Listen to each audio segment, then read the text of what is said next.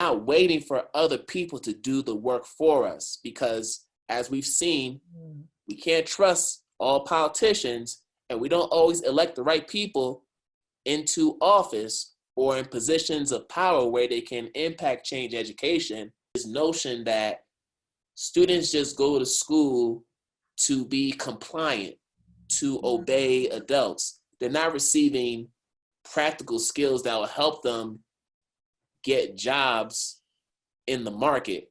Yep. And So and it's not right. like, and it's a very specific group of people. Obviously, it's not only these people, but it's young Black boys. Like, Young Black boy, yes. yeah, it's like by a huge, like, by a huge margin. They're the ones who are leading the way. So it's just like, there's something we're doing wrong here, guys.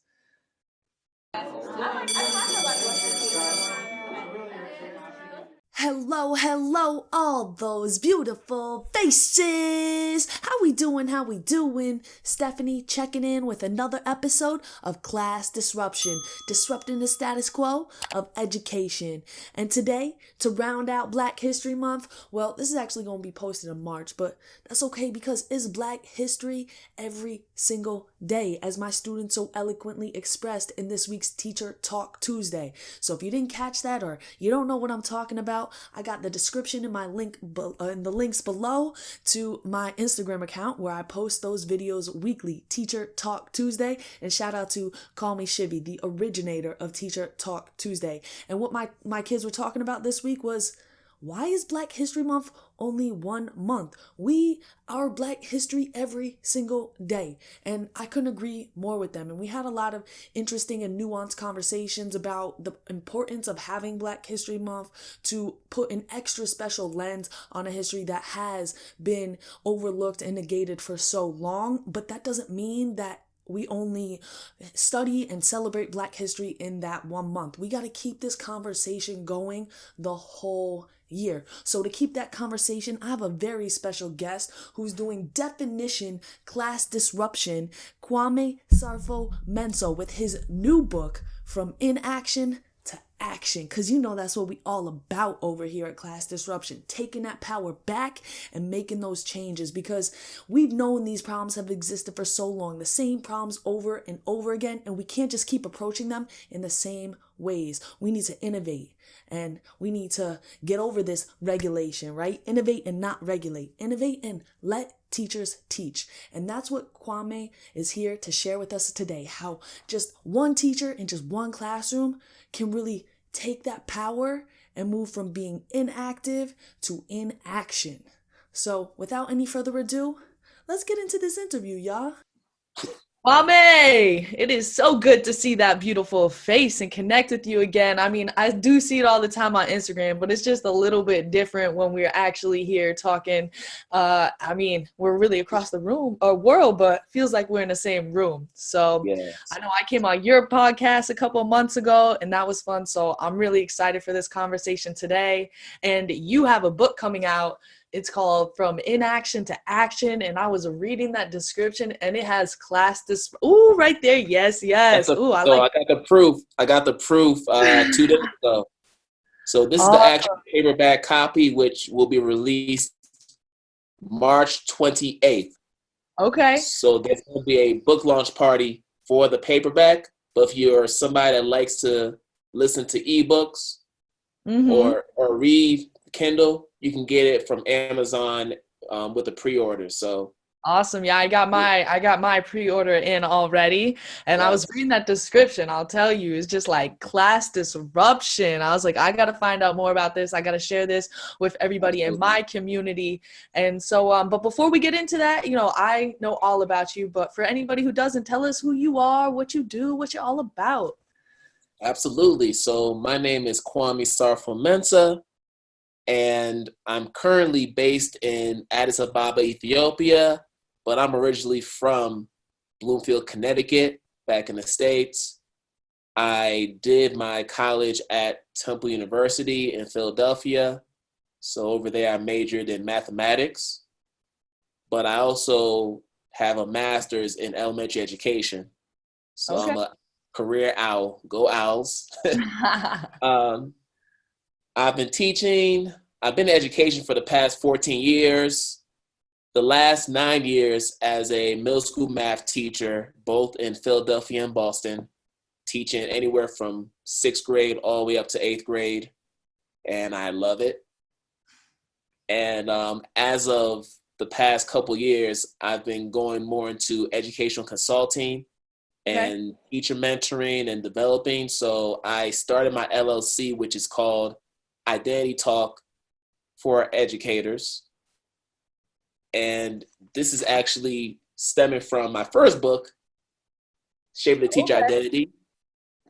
And through Identity Talk Consulting, we pretty much provide professional development to educators who are looking to develop their skills and reach their potential as facilitators in the classroom. So whatever needs need to be met individually or as a group, we just try to provide them with the necessary training to get them to where they want to go. Awesome. So it's very like you can fit it to what you need. It's not like, here's our program. If you don't like it, too bad. Well, we have specific trainings that meet specific needs, but if we want to have a customized training that meets the needs for your school, we can customize the training to fit whatever needs need to be met. So we're flexible.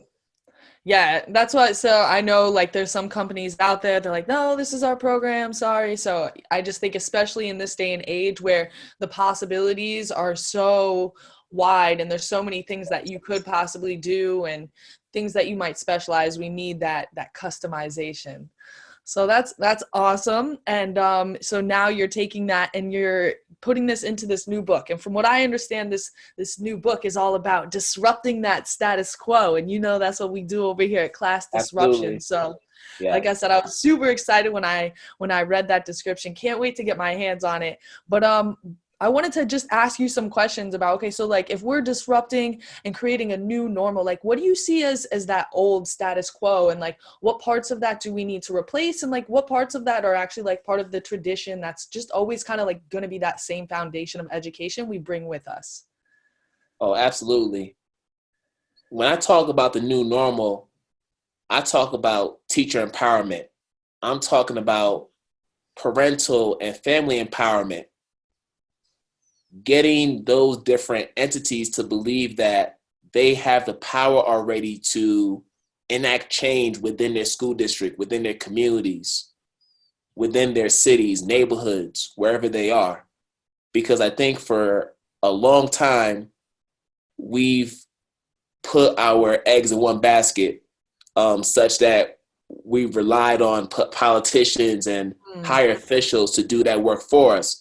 And we should be trying to elect the right officials into office to push legislation that will help improve our education system, especially in urban schools. Yeah. But as we've seen, not just recently, but just in years past, not all politicians are thinking about our best interest in mind. So knowing that, we have to be more proactive in how we go about changing what we already know is wrong with our school system. We already know that there's a disproportionate number of teachers of color within our systems, especially Black males.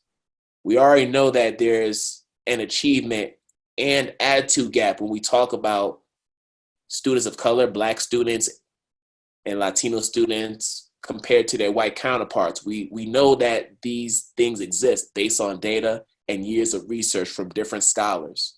These aren't new issues.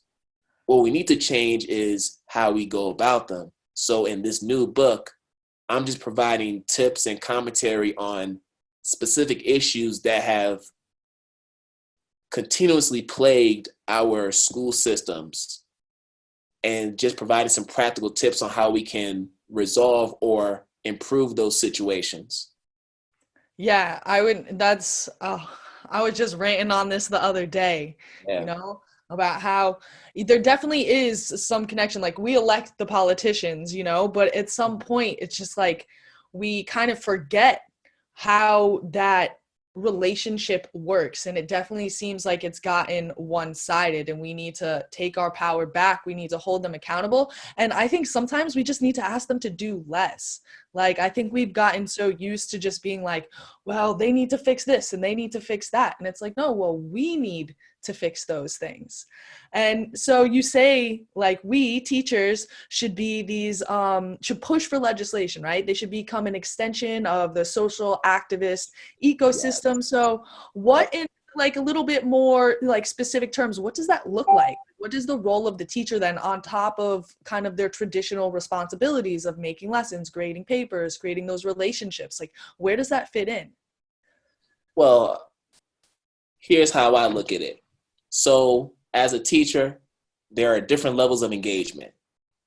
So when I teach my online course on Identity Talk for Educators, there's a module that talks about ACE, which stands for Authentically Active Community Engagement. I like that. And within that, there are different levels of engagement. So we're all at the classroom level. Every teacher's at the classroom level, where we focus on just what's within the four walls of our classroom. And then you can graduate to the school level. Mine down. Can we get some legislation for that? Just want to walls right down. There you go. So you have classroom level, school level, where you're not focused on the entire school, not just your classroom. Then you graduate to the neighborhood level, which could be your city, your county, wherever you are. Then you're at the state level, national level, international level. So the whole idea of the ACE model is to show educators that the things that happen at the top layers impact what happens at the classroom level and the other lower layers. Yep. So you can't just focus on the classroom.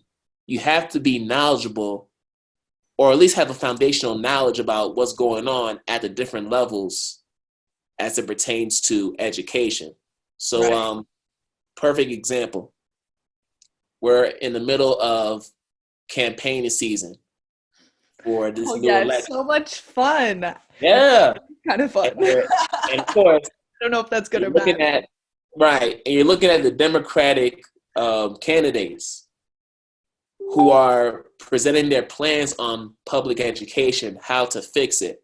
They are? And the crazy thing is, you haven't heard anything, right? You haven't heard much about public education. We've talked about immigration. We've talked about how rich might loan forgiveness for all. Right. We've talked about how to put taxes on the 1%. Like a lot of the same issues we hear about in every election. But there hasn't been much conversation around the state of public education in America, which is surprising because all the people who are standing on stage receive the education from a teacher, and they wouldn't be where they are today if they didn't have an education. So to not talk about it is blasphemous. Exactly. And if you really have a conversation with anybody, at the end of the day, they're going to say, you know, we have to do all these policies, this and that, to address where it is right now. But education, we need education. We need, you know, that's where it changes. So it's just so like mind blowing that it's not part of, you know, you need to have policies now, but it needs to be a multifaceted solution, and education needs to be a big part of that conversation. So it is disappointing. So, and that's why I talk about from inaction. So inaction meaning you're at a state of, inaction could be anything from indifference. It could be anything from naivete, or just this idea of hopelessness, despair, because you recognize there's an issue, but you're not doing anything about it. You're inactive. So that's where inaction comes in. Now, when you take apart the in and the action, now you're in action. So now we're talking about being active, being proactive, taking the reign, and not waiting for other people to do the work for us. Because as we've seen, we can't trust all politicians, and we don't always elect the right people into office or in positions of power where they can impact change education. Perfect example, I don't know, Betsy DeVos. I mean, what more do I need to say? So we have to really pay attention to what's going on. And that's really what this book tries to illuminate to the reader, is we have to have a bigger scope on this issue. We have to know what the laws are, whether it's with special ed, whether it's with the different states. We have to be aware of how these different laws impact the education of our students. We have to read up on that. That's definitely something I'm trying to do here too. My video I just posted yesterday was about how we're getting new state standards, and like I would consider myself pretty like knowledgeable and like keeping up to date with things, but I did not realize for the past 2 years they've been kind of like scrapping Common Core and creating these next generation learning standards. This sounds so good, next generation. Right. But and I think with next generation, I thought it just applied to science, because I know about next generation science standards. right, I think there's a couple iterations of it, and it depends like state to state what it is. I know in New York, they're specifically for math and ELA, which is always like the big thing. But I was reading them, and it's like the same. It's the same thing as Common Core. Like they really, and they're gonna say like, oh well, we let teachers also, they took the focus off of being just nonfiction and include fiction text, like little small kind of things, but teachers were kind of doing those things already anyways. And just to me, it's just so sad that we're wasting all this money to like redevelop and re-roll out something that we know is not what we need. We don't need the state coming down and telling us, oh, we need to do more testing. Right. So yeah, and that's just a prime example of just one of the things that's going on within our system. But in the book, there are a whole lot of other things that I talk about that follow along this theme. So I talk about the idea of the overage and undercredited students in our class. Interesting. Which has been a huge epidemic that's not talked about enough. Yo, New York City, it's bad. Yeah, like, matter of fact, there's actually a school in New York City that actually has an alternative program for this population. I can't remember the name. Is it, I know we have YABC, which is like, it's like a night school kind of thing. Okay. And then we have programs where like we'll sometimes have kids who get to their junior year and they don't have enough credits to accumulate. So we find them like alternative schools, and like there's a whole network of these schools. Like credit recovery. Yeah, credit recovery schools. Yeah. I don't know how they do it, but they figure it out. Yeah, but the thing with that is, when we talk about overage and unaccredited students, you now have to have a conversation about the way that students are put into special education programs, or not even put into those programs at the times that they should. The reason why there's so many people who are overage and undercredited is because they didn't receive the supports they were supposed to receive back in their formative years. And so it's not like, and it's a very specific group of people. Obviously, it's not only these people, but it's young Black boys. Like young Black boy, yes. Yeah, it's like by a huge, like by huge margin. They're the ones who are leading the way. So it's just like, there's something we're doing wrong here, guys.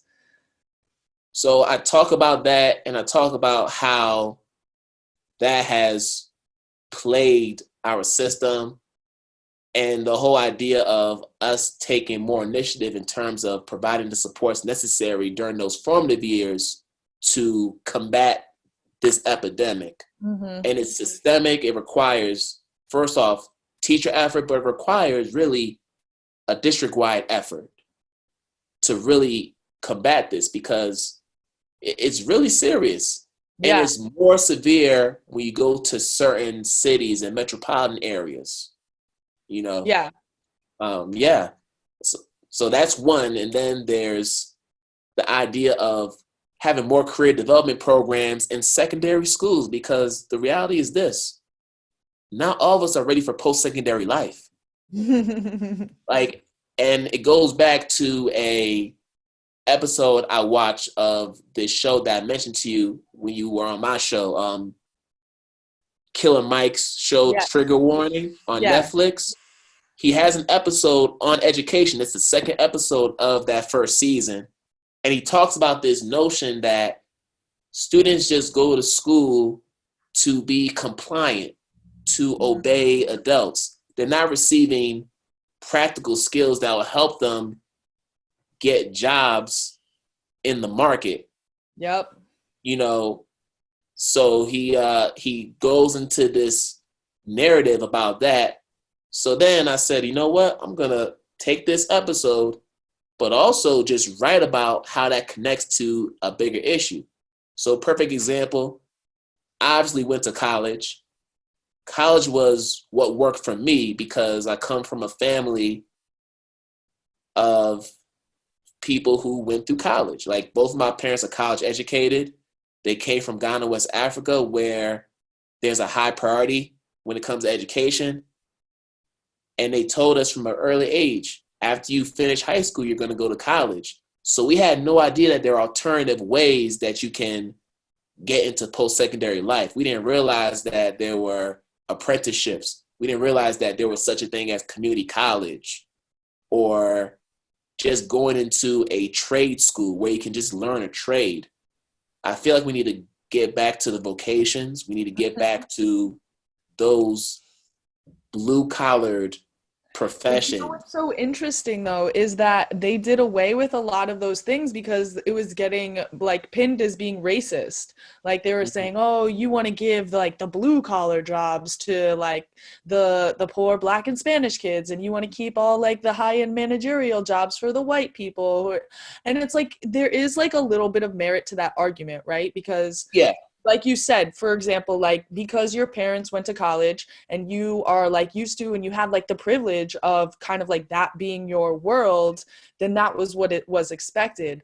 But when we're talking, like if you really understand about like breaking the cycle of poverty, it's not just like you don't just like go from here to there. Like, yes, that's the American dream and there is like rags to riches story, but that's like the exception. You know, you really need to build up. And to be honest, like if you're like an elevator repairman in New York City, you're making bank, you know, like those jobs kind of have like a bad rap, but they're not like those jobs are like really American dream jobs. Well, I think of this issue of career development in the same way that we look at differentiation. So, you know, you're an educator.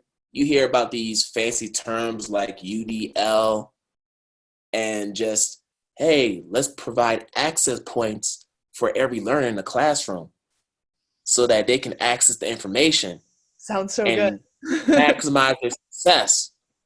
We have to look at career development in the same fashion because guess what? Not everybody's going to be into technology. Not everybody's going to go to college. College is not an option for everybody. So if we know that, let's provide alternative paths to career success.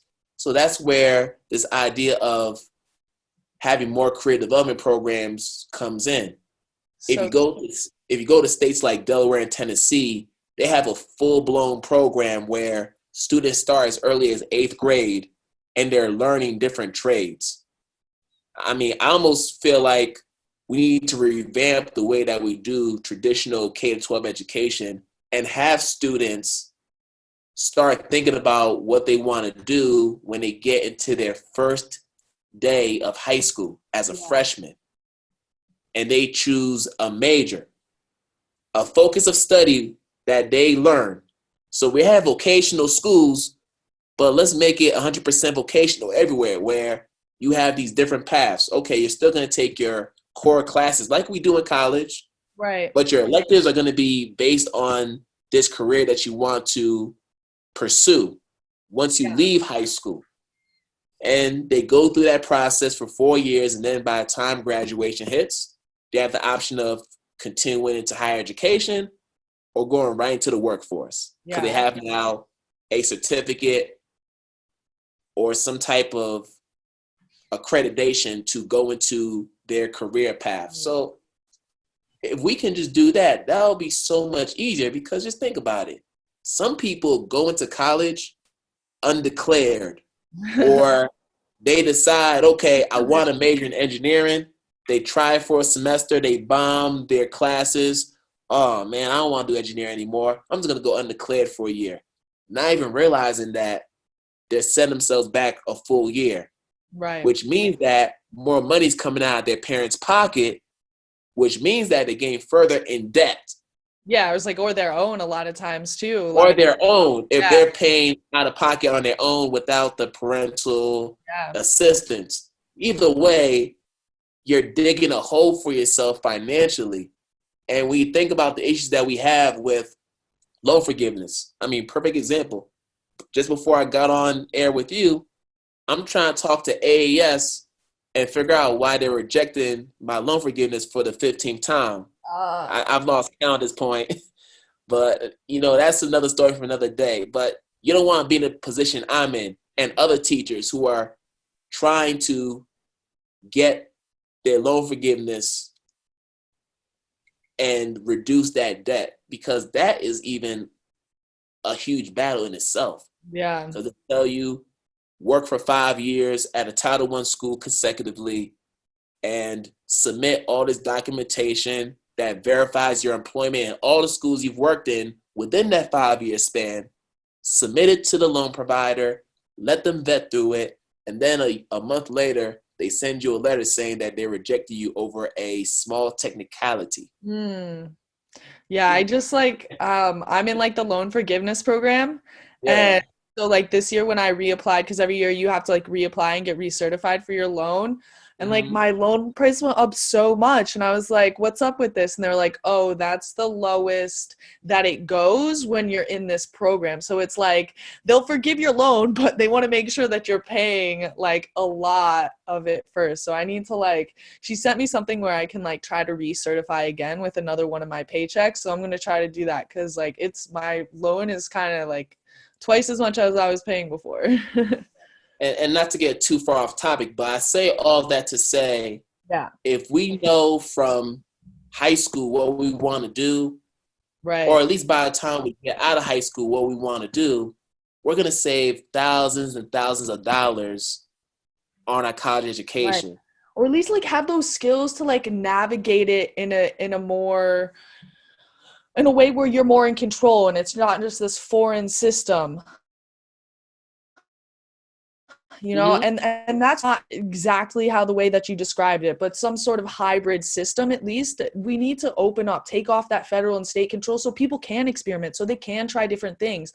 But as long as we're playing this rat race where we're like, okay, we need credits in this and we need that and they need to have this much, it's just like it loses any point that it could have and just becomes like superficial statistics that have no meaning. And also consider the fact that there are people who go to community college for a couple years. They're trying to transfer those credits into a 4-year college.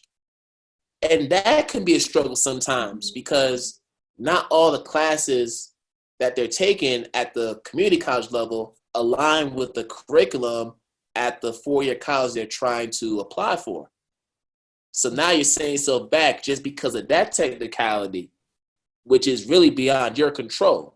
Yeah, exactly. Well, that's why you got to go Yeah. to something like a CUNY. Like you got to go from like we have a pretty good system in New York where you can go from like a community college up to like one of the CUNY colleges. So they usually do transfer over. But if you're trying to go to like an outside of CUNY, yeah, a lot of times they're like, oh, we don't recognize this or that. So there's a lot of red tape, whether it's at the K-12 level or it's at the college level. So we're going to keep fighting, right? We got to keep being in action. Not inaction, in action.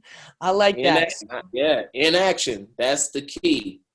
We can't sit on the sideline and wait for the right presidential candidate or the right mayor or the right people in your city council or even to the right change these laws for us.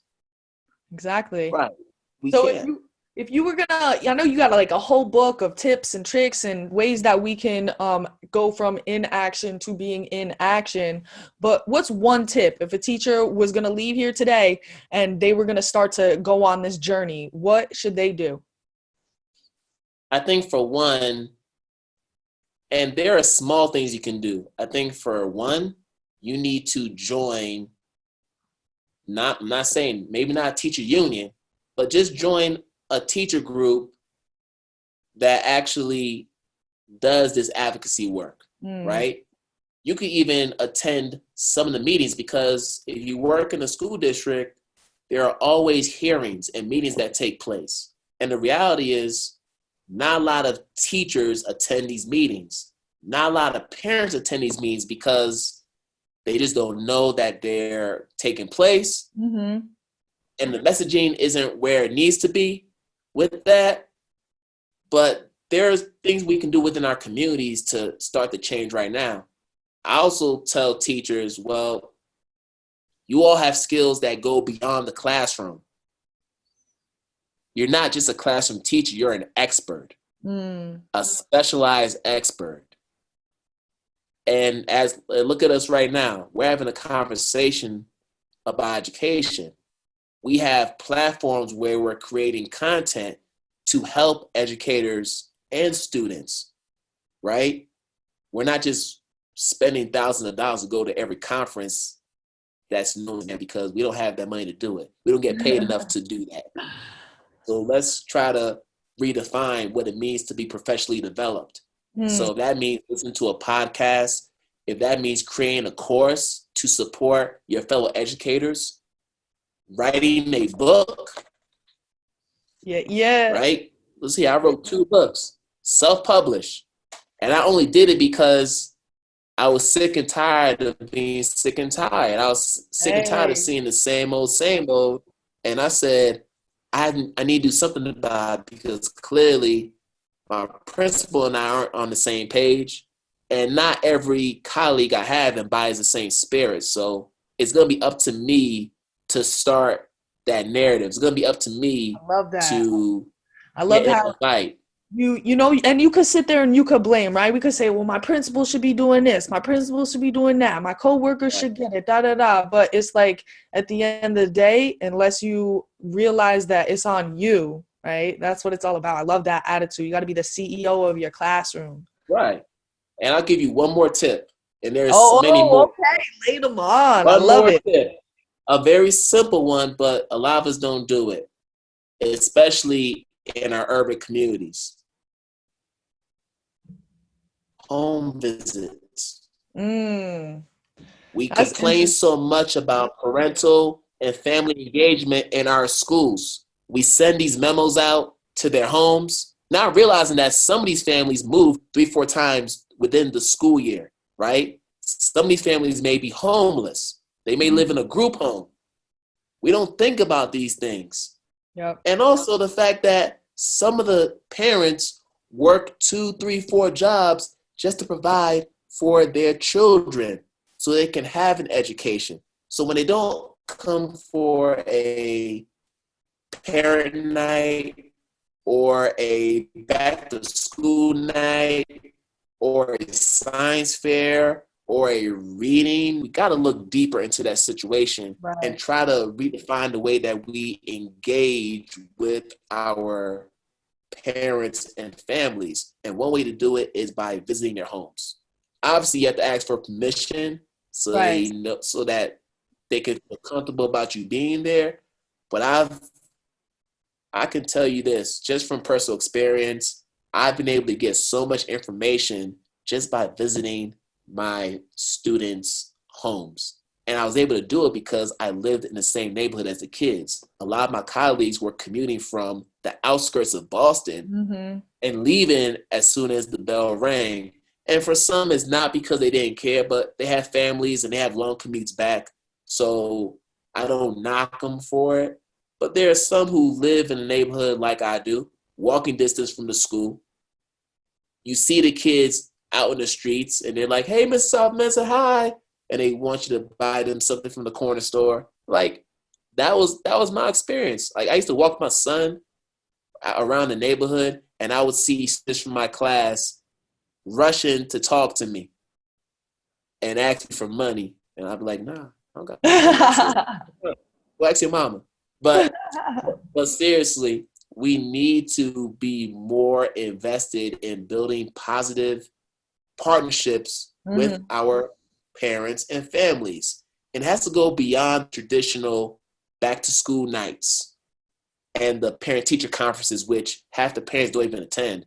You already know how it is. Elementary school, the engagement is very high for the young kids. And then as you go as you progress through the other grade levels, it just goes down, down, down. Then by the time you get to high school, you'll be lucky to see one or two come to your school for a conference. You'll be lucky. Yep. If you get 5, that's a successful night at the high school level.